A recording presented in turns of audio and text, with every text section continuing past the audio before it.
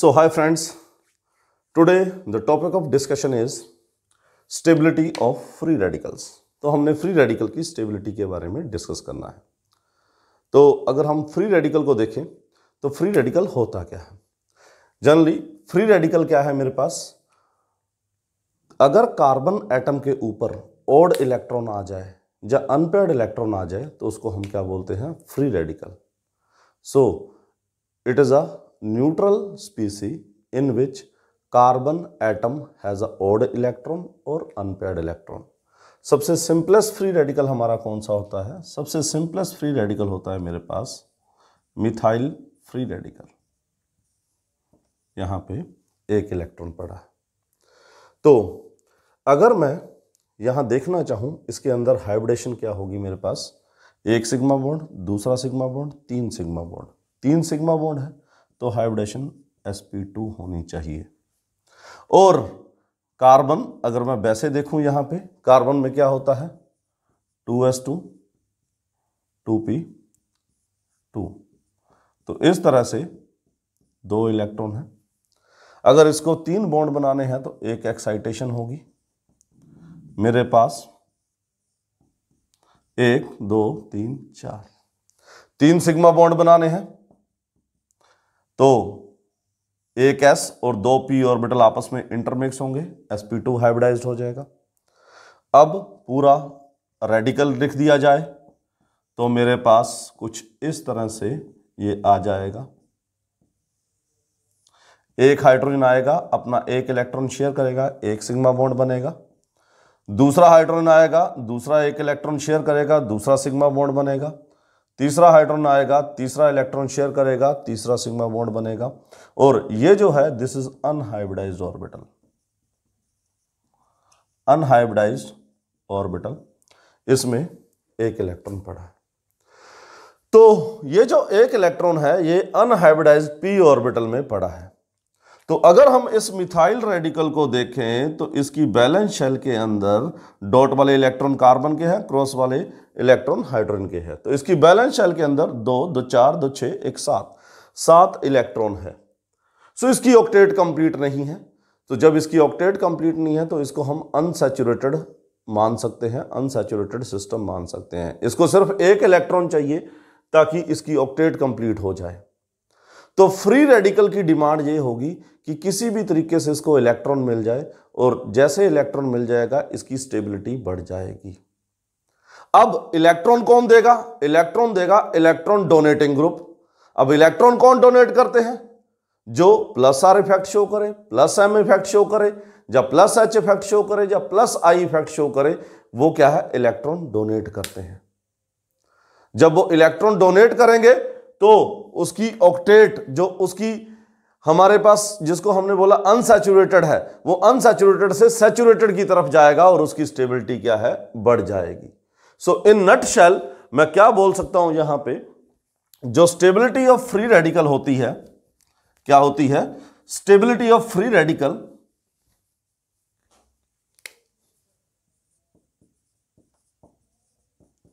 Stability of free radical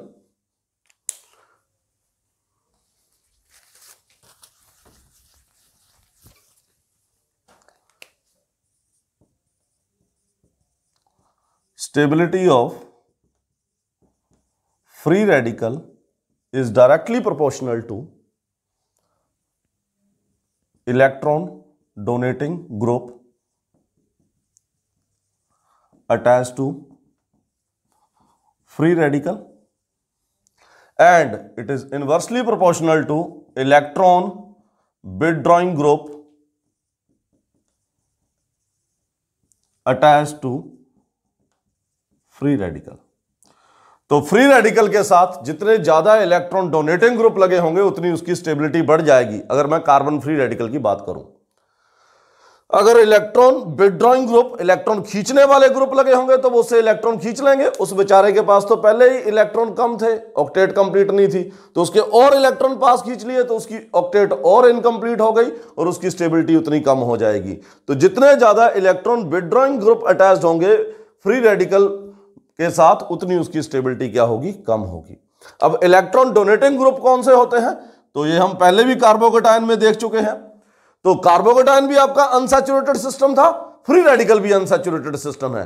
तो जो factor carbocation की स्टेबिलिटी को इंक्रीज करेंगे वही फैक्टर फ्री रेडिकल की स्टेबिलिटी को भी क्या करेंगे, इंक्रीज करेंगे। और जो फैक्टर कार्बोकेटायन की स्टेबिलिटी को डिक्रीज करेंगे वही फैक्टर फ्री रेडिकल की स्टेबिलिटी को भी क्या करेंगे, डिक्रीज करेंगे। तो जैसा कि आपको स्टेबिलिटी ऑफ कार्बोकेटायन वाले लेक्चर में बताया गया था, तो सेम उसी तरीके से मेरे पास क्या हो जाएगा, stability of free radical is directly proportional to plus R plus M plus H plus I effect and inversely proportional to minus R minus M minus H minus I effect।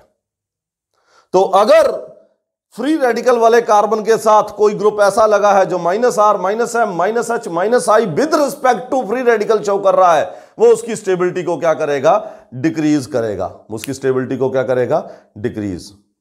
अब इसमें preference order कैसे देखना है, preference order जो carbocation के लिए देख रहे थे वही इसके लिए देखना है। तो इसमें सबसे ज्यादा प्रेफरेंस आप किसको दोगे, यहां पे रेजोनेंस। जिस फ्री रेडिकल में रेजोनेंस होगा वो सबसे ज्यादा स्टेबल होगा। उसके बाद प्रेफरेंस आप किसको दोगे, यहां पे रेजोनेंस के बाद कंजुगेशन को। कंजुगेशन के बाद प्रेफरेंस दोगे आप हाइपर कंजुगेशन को। हाइपर कंजुगेशन के बाद आप प्रेफरेंस दोगे प्लस आई। अगर मैं स्टेबिलिटी का ऑर्डर देखूं तो मेरे पास प्लस आर प्लस कंजुगेशन, मतलब इलेक्ट्रॉन फ्री रेडिकल की तरफ आ रहे हैं। तो अगर 4 ऑप्शन में से एक ऑप्शन में प्लस आर लग रहा है तो वो मैक्सिमम स्टेबल फ्री रेडिकल होगा। फिर कंजुगेशन को, फिर हाइपर कंजुगेशन को, फिर इंडक्टिव इफेक्ट को। क्लियर है। तो अब इसके बेस पे आपको बेसिकली जैसा मैंने कहा था, अगर आप सीरीज याद कर लेते हो मैक्सिमम चांसेस होते हैं सीरीज से ही क्वेश्चन पूछ लिया जाता है। तो सबसे पहले मेरे पास क्या है यहां पे,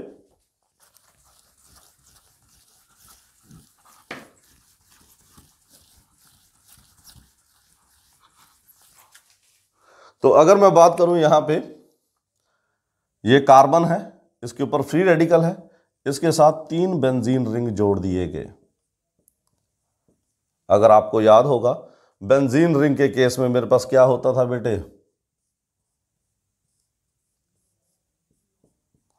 double bond single bond free radical. Conjugation है तो यहां पे मेरे पास क्या हो सकता है, रेजोनेंस हो सकता है। ये इलेक्ट्रॉन यहां पे, एक इलेक्ट्रॉन यहां, एक इलेक्ट्रॉन यहां पे, तो रेजोनेंस पॉसिबल है। तो यहां पे कार्बन वाले फ्री रेडिकल पे 3 बेंजीन रिंग लगे होंगे, वो सबसे ज्यादा स्टेबल होगा बिकॉज ऑफ रेजोनेंस। आर मतलब रेजोनेंस। उसके बाद कम स्टेबल कौन होगा, वो कार्बन जिसके ऊपर 2 बेंजीन रिंग लगे हैं। कौन होगा, 2 बेंजीन वाला। फिर एक बेंजीन रिंग वाला नहीं, अब क्या होगा, टर्शरी फ्री रेडिकल जो होगा वो उसके बाद स्टेबल होगा। यहां पे भी रेजोनेंस, यहां रेजोनेंस ज्यादा है, यहां रेजोनेंस कम होगा क्योंकि 2 बेंजीन रिंग है, यहां 3 बेंजीन रिंग है। यहां पे alpha hydrogen atom 9 alpha hydrogen atom है, तो हाइपर कंजुगेशन बहुत ज्यादा होगी। हाइपर कंजुगेशन और इंडक्टिव इफेक्ट के कारण यहां इलेक्ट्रॉन इस साइड से भी इधर जाएंगे, इस साइड से भी, इस साइड से भी, तो इसकी अनसैचुरेशन खत्म हो जाएगी और स्टेबिलिटी क्या है, बढ़ जाएगी। अब कार्बोकेटायन में आपको याद होगा पहले आपने बेंजाइल लिखा था फिर अलाइल लिखा था, पर फ्री रेडिकल में पहले अलाइल फ्री रेडिकल जो होता है, कौन सा, अलाइल फ्री रेडिकल जो होता है वो बेंजाइल से ज्यादा स्टेबल होता है। इसमें उल्टा हो जाएगा, अलाइल ज्यादा स्टेबल होगा किससे, बेंजाइल से। इट इज, वैसे तो इनकी स्टेबिलिटी ऑलमोस्ट इक्वल होती है, पर अलाइल के केस में जो बॉन्ड एनर्जी होती है वो बेंजाइल से थोड़ी क्या होती है, कम होती है। मतलब मेरे पास अगर मुझे यहां पे CH2 double bond CH, CH2H, इस बॉन्ड को तोड़ना हो, इस बॉन्ड से तोड़ के CH2 double bond CH, CH2 radical बनाना हो, और बेंजाइल का केस क्या होता है, बेंजीन है, CH2H है, बॉन्ड को यहां से तोड़ा, क्या बना, CH2 रेडिकल।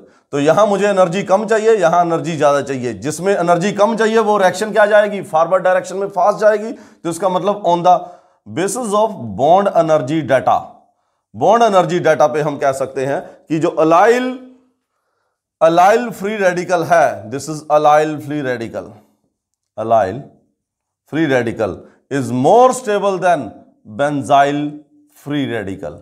जबकि वहां पे रेजोनेंस भी है, यहां कंजुगेशन है, यहां रेजोनेंस है, पर allyl free radical benzyl free radical से ज्यादा स्टेबल होता है। क्लियर है? तो ये मेरा क्या आ जाएगा, बेंजाइल फ्री रेडिकल। अब सबसे ज्यादा 3 बेंजीन रिंग वाला, फिर 2 बेंजीन रिंग वाला, फिर टर्शरी, फिर अलाइल, फिर क्या आ जाएगा, बेंजाइल आ जाएगा। क्या आ जाएगा, बेंजाइल। फिर मेरा सेकेंडरी फ्री रेडिकल, उससे कम कौन सा होगा, सेकेंडरी फ्री रेडिकल। फिर methyl free radical, sorry primary free radical, this is secondary, this is primary. फिर methyl free radical, methyl free radical के बाद कौन सा हो जाएगा मेरे पास, CH2 double bond CH, same carbocation की तरह। तो इस सीरीज को आप याद कर सकते हैं, मैक्सिमम टाइम क्वेश्चन यहीं से आ जाता है। ठीक है, पर अगर मुझे कंपेयर करना हो, जहां मेरे पास कोई एरोमेटिक फ्री रेडिकल या फिर मेरे पास फ्री रेडिकल एरोमेटिक सिस्टम के साथ जुड़ा हो, जहां रेजोनेंस हो, उसकी स्टेबिलिटी अगर मुझे कंपेयर करनी हो, तब हम स्टेबिलिटी कैसे कंपेयर करेंगे। मैंने क्या कहा था कि जिस फ्री रेडिकल में प्लस R होगा, प्लस M होगा, प्लस H होगा या प्लस I होगा, वो ज्यादा स्टेबल होंगे। और जिस फ्री रेडिकल में माइनस R होगा, माइनस M होगा, माइनस H होगा या माइनस I होगा, वो क्या होंगे, लेस स्टेबल होंगे। फॉर एग्जाम्पल मुझे बोल दिया गया, एक आपके पास ये बेंजाइल फ्री रेडिकल है। कौन सा है, बेंजाइल फ्री रेडिकल है।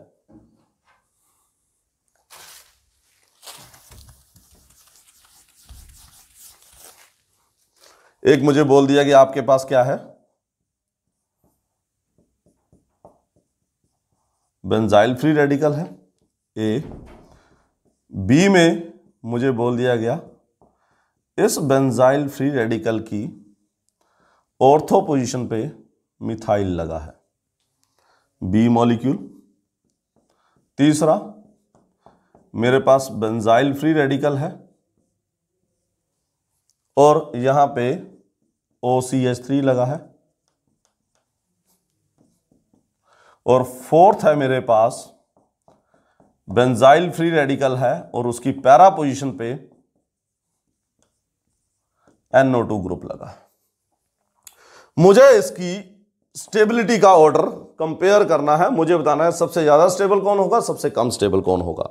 एक बार फिर से, जब भी आपको फ्री रेडिकल की स्टेबिलिटी बतानी है, अगर फ्री रेडिकल के साथ कोई ऐसा ग्रुप लगा है जो उसको इलेक्ट्रॉन दे रहा है, इलेक्ट्रॉन कैसे दिए जाते हैं, प्लस R इफेक्ट से, प्लस M से, प्लस H से, प्लस I से, तो वो उसकी स्टेबिलिटी को बढ़ाएंगे।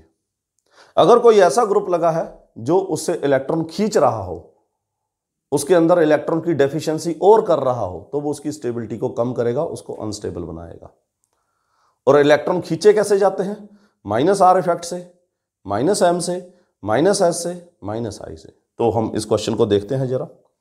इसमें तो मेरे पास कोई इफेक्ट नहीं लग रहा क्योंकि इसमें बेंजाइल के अलावा कोई ग्रुप नहीं है, इसको मैं बाद में देखूंगा। अब मैं बात करता हूं इसकी, इसमें CH3 लगा है, H H H double bond के बाद कार्बन, इसको अल्फा कार्बन बोलेंगे, तो ये अल्फा हाइड्रोजन है। और जब भी मेरे पास डबल बॉन्ड के साथ sp2 हाइब्रिडाइज कार्बन के साथ अल्फा हाइड्रोजन लगे हो, तो वहां पे क्या हो सकती है, हाइपर कंजुगेशन हो सकती है। ये वाले इलेक्ट्रॉन यहां जाएंगे, ये वाले इलेक्ट्रॉन यहां जाएंगे। ठीक है, जब ये इलेक्ट्रॉन इस साइड जा रहे हैं तो इलेक्ट्रॉन जो डेंसिटी है वो बेंजीन की तरफ जा रही है, तो इलेक्ट्रॉन डेंसिटी बेंजीन के ऊपर बढ़ेगी। जब बेंजीन के ऊपर इलेक्ट्रॉन डेंसिटी बढ़ेगी, यहां नेगेटिव आएगा, ये नेगेटिव यहां जाएगा, ये नेगेटिव बाद में यहां जाएगा। तो अल्टीमेटली अब जब इसके रेजोनेटिंग स्ट्रक्चर बनाओगे यहां नेगेटिव चार्ज आ जाएगा और नेगेटिव चार्ज इस इलेक्ट्रॉन डेंसिटी को इस साइड को पुश करेगा और इसका जो अनसैचुरेशन है उसको कम करेगा, इसकी इलेक्ट्रॉन जो डेफिशिएंसी है, इलेक्ट्रॉन डेफिशिएंसी है उसको पूरा करेगा और इसकी जो है कंप्लीशन ऑफ ऑक्टेट की तरफ इसकी बैलेंस शेल जाएगी तो इसकी स्टेबिलिटी बढ़ जाएगी। तो यहां पे प्लस एच इफेक्ट लग रहा है जो इसकी स्टेबिलिटी को बढ़ाएगा। बात करते हैं इसकी।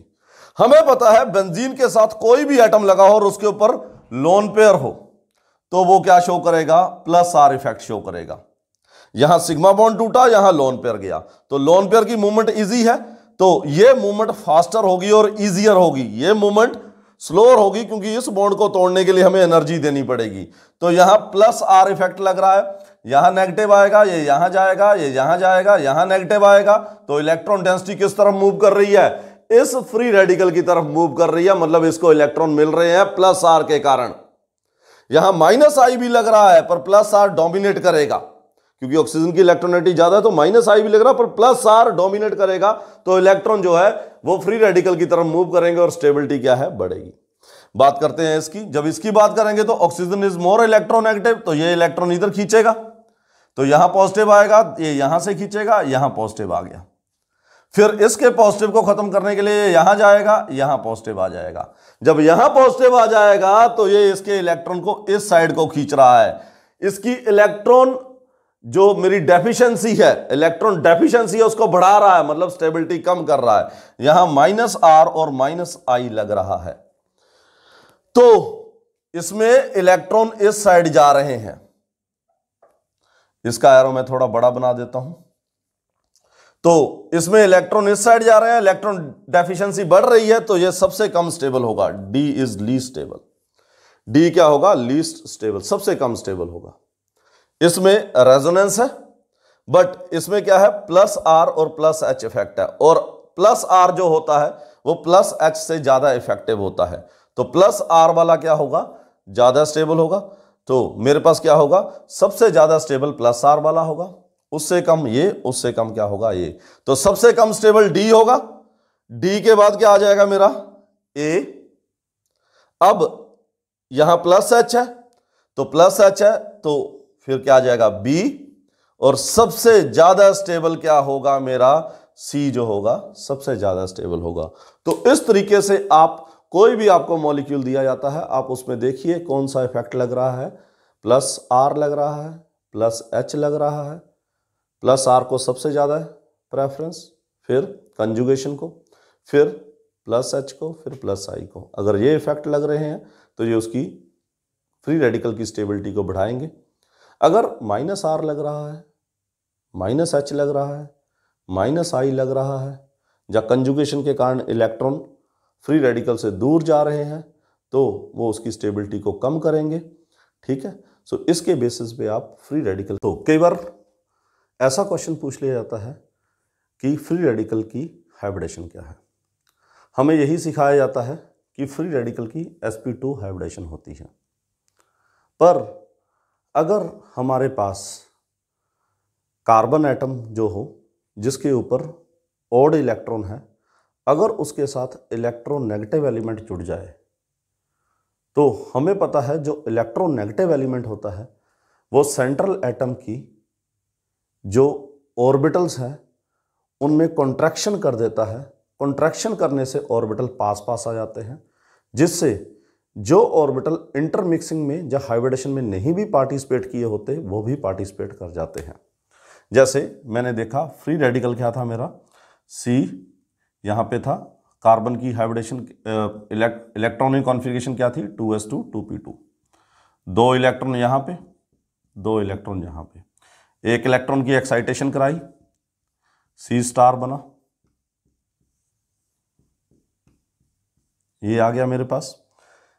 हम कहते हैं इसकी sp2 हाइब्रिडेशन है। इस तरह से हम एक्सप्लेन कर देते हैं sp2 हाइब्रिडेशन। ये क्या है, ये अनहाइब्रिडाइज्ड p ऑर्बिटल है। क्या है, अनहाइब्रिडाइज्ड p ऑर्बिटल है। तो उसके बाद मैंने आपको क्या बोला था, यहां पे CH3 लगाया था और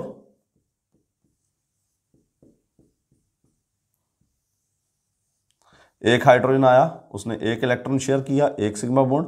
दूसरा हाइड्रोजन आया, दूसरा इलेक्ट्रॉन शेयर किया। तीसरा हाइड्रोजन आया, तीसरा इलेक्ट्रॉन शेयर किया, 3 सिग्मा बॉन्ड, और एक इलेक्ट्रॉन अनहाइब्रिडाइज्ड में पड़ा है, अनहाइब्रिडाइज्ड p ऑर्बिटल में पड़ा है। किस में पड़ा है? अनहाइब्रिडाइज्ड p ऑर्बिटल में पड़ा है। अब अगर यहां पे CH3 की जगह CF3 आ जाए, 3 हाइड्रोजन की जगह 3 फ्लोरीन लग जाए, तो ये फ्लोरीन जो है it is the most electronegative element in the periodic table. तो ये क्या करेगा? ये अपनी हाई इलेक्ट्रोनेगेटिविटी के कारण इन ऑर्बिटल के बीच का जो डिफरेंस है वो कम कर देगा। अगर डिफरेंस कम हो जाएगा तो मेरे पास जो ये वाला ऑर्बिटल जो अनहाइब्रिडाइज था ये भी इंटरमिक्सिंग में पार्टिसिपेट कर लेगा, हाइब्रिडाइजेशन में पार्टिसिपेट कर लेगा।